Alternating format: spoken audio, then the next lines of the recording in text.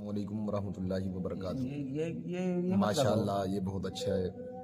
قاری صاحب کی آج آپ کو قرات سناتے ہیں۔ ماشاء اللہ ہمارے مقتدی ہیں حافظ عبد القیوم صاحب، جو مبئی ڈول کی سرزمین سے تعلق رکھتے ہیں۔ ماشاء اللہ آواز بھی انداز بھی آپ سنیں گے انشاءاللہ آپ کا دل باغ باغ ہو جائے گا۔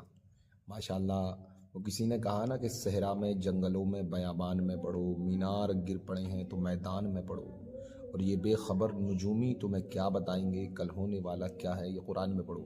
اور میرے امام فرماتے ہیں جب تمہارے دل کے اندر جب گرد و غبار چھا جائے تمہارے دل پر، تو پھر اس کے بعد میں اللہ کے کلام کو سنو، الحمدللہ تمہارے دل پہ جو میل ہے وہ سارا کا سارا ختم ہو جائے گا۔ یا پھر کسی اچھی آواز والے سے نعت پاک رسول صلی اللہ علیہ وسلم سماعت کرو، الحمدللہ جو دل کے اوپر گرد و غبار چھایا ہوا ہے وہ سارا کا سارا ختم ہو جائے گا۔ ماشاءاللہ ایک بار آپ سنیں حافظ عبد القیوم کو، انشاءاللہ آپ کا دل باغ باغ ہو جائے گا۔ وَلَذِكْرُ اللَّهِ أَكْبَرُ وَاللَّهُ يَعْلَمُ مَا تَصْنَعُونَ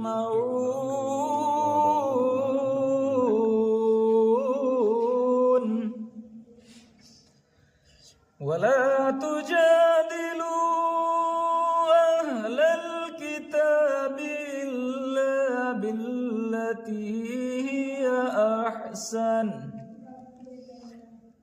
إِلَّا الَّذِينَ ظَلَمُوا مِنْهُمْ وَقُولُوا آمَنَّا بِالَّذِي أُنزِلَ إِلَيْنَا وَأُنزِلَ إِلَيْكُمْ وَإِلَٰهُنَا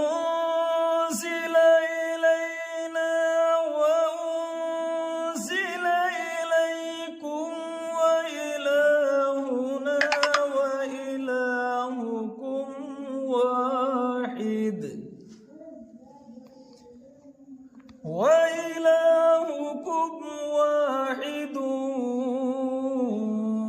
وَنَحْنُ لَهُ مُسْلِمُونَ